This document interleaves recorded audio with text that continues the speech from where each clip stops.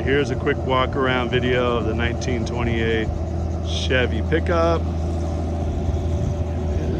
The inside's real clean. There's a couple little dings, as you can see. On the inside, little chipping, but no big deal. On the running board there is as well. Inside is super clean. There's the roof. Around the front here.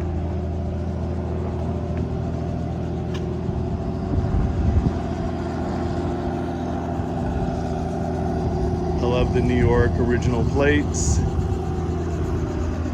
It's really clean, this car.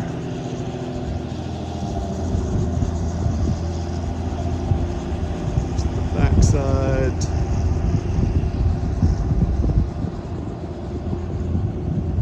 The wood's in really good shape back here.